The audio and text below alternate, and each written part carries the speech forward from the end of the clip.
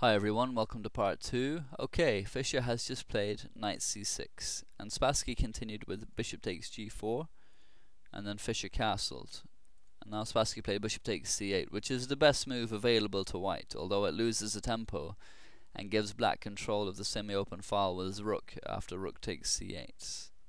So queen g4 is how Spassky continued, and Fischer answered with f5, which wins a second pawn at the cost of creating kingside weaknesses. And Fischer later wrote that king h8, breaking the pin on his bishop and preparing rook g8, was stronger, with good threats down the g file. So, queen g3 from Spassky, and now d takes c3, and rook a e1. Spassky elects to get another piece involved in the attack instead of taking on d6, which, although it would win a pawn back for white, would give black the initiative. Let's have a look. If bishop takes d6, now rook f6 forces the black bishop back, and f4 is the best square, but now rook g6, and after the queen moves, knight d4, and black is getting a strong attack along with his material advantage. So, rook a e1 from Spassky. Now king h8, breaking that pin and preparing rook g8.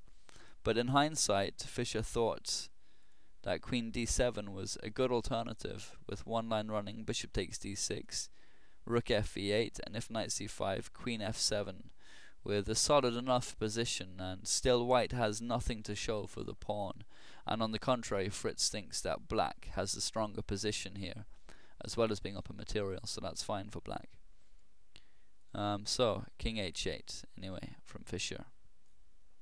And now king h1, which is a dubious move from Spassky that Fischer gave a question mark, giving the alternative bishop takes d6, and now rook f6, and not rook g8 or knight e5 is strong for white.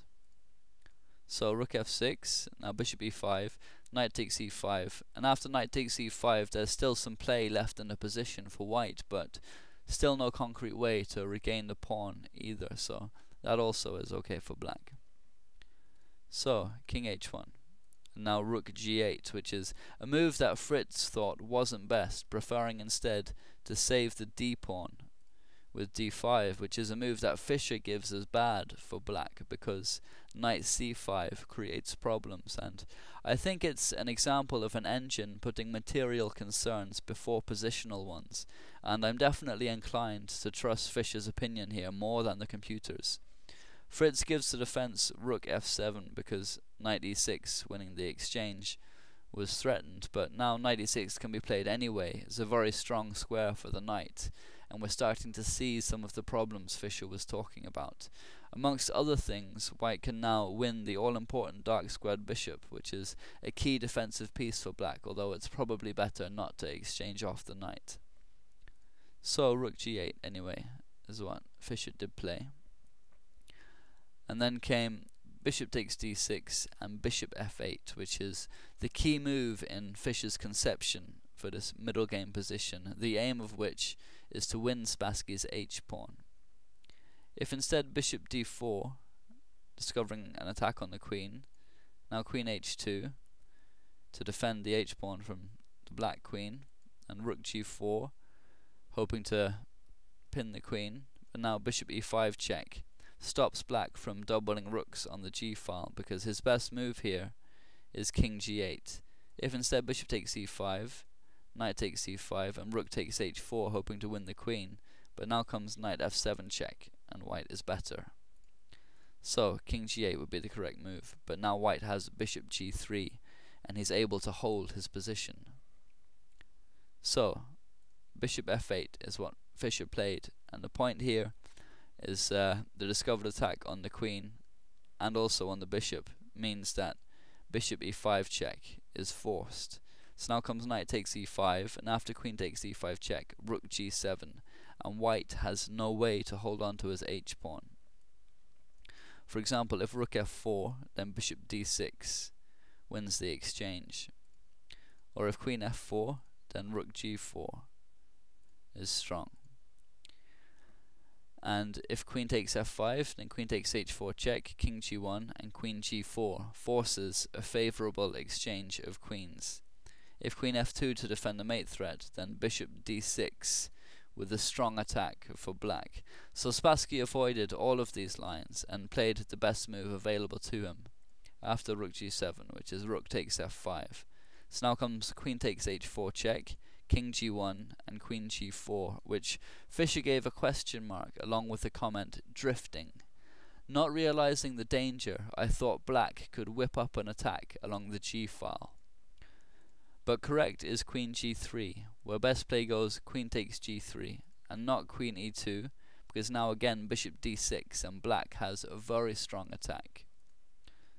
So queen takes g3 would be correct, and now rook takes g3 with the threat of rook takes d3, and after c takes d3, c2, which would be winning for black. So black would maintain the initiative in this position, and white would be a pawn down and have a very tough ending to hold, as Spassky pointed out in the post-mortem, according to Fischer. So queen g4, anyway, a rare inaccuracy from Fischer. And now rook f2, defending against the mate threat, and bishop e7 from Fischer, threatening bishop h4, which would be crushing. And Spassky answered with the rook e4, gaining a tempo on the black queen, and suddenly white is starting to get initiative and some compensation for the pawn that he's still down. Fischer played queen g5 and wrote of this position, I started to feel uncomfortable, but little did I imagine that black's game would collapse in 4 short moves. He adds that he should have taken a draw by repetition with queen d1 check, and after rook e1, queen g4, rook e4, queen d1 check. And if white tries king h2, then rook c6, threatening both rook h6 and bishop d6, and white's only choice is to take a perpetual with queen b8 check, and after rook g8, queen e5 check, rook g7, etc. But queen g5 is what Fischer played. And now came queen d4, and Fischer writes, this powerful centralization completely paralyzes black. Rook f8 is what Fischer played, and it's a clear blunder. He wrote that he had overlooked white's real threat because he was concerned about knight e5, not realizing that he had the defensive resource bishop c5 after rook takes f2. Let's have a look. If knight e5 now, then rook takes e2, and if queen takes f2, then bishop c5 wins. There's no queen takes c5 because of queen takes g2 mate. And if white plays instead of queen takes f2, king takes f2, now queen takes g2 check, king e3 and bishop f6 with a winning position. Black is 5 pawns ahead here. So knight e5 wasn't a problem, but the real threat in the position is rook e5, and now suddenly white is winning. Rook d8 is what Fischer played, in his own words, trying to squirm out. The point is that his queen has no shelter from the rook here. If he played queen g6, then rook takes e7 wins, because the rook here on g7 is pinned, so it can't recapture. Or if instead of queen g6, oops, hold on now. Rook d8 is what Fischer played. And if instead of that he played queen h4, trying to hold on to the queen, then rook takes, trying to hold on to the bishop, then rook takes f8 is gonna win the queen here, after if bishop takes f8. Or if black doesn't go down that path, if he plays a rook g8, then he'll get mated. So another try at defending instead of queen h4 is bishop f6, but now queen d6 again wins a piece and the game, thanks to the pressure here on f8. If the black queen moves, then queen takes f8 is winning, so it would have to be bishop takes e5, but now rook takes f8 check, rook g8, rook takes g8 check, king takes g8, knight takes e5, and white wins. So rook d8 from Fischer. And now queen e4, which guarantees white the winning of a piece. The queen must move, and in doing so must move away from the protection of the bishop, here at e7. Queen h4 maintains the protection, and Fischer writes, "I knew I was losing a piece, but just couldn't believe it. I had to play one more move to see if it was really true." And Spassky now of course played the killer rook f4, finally ensuring the queen could no longer defend the bishop.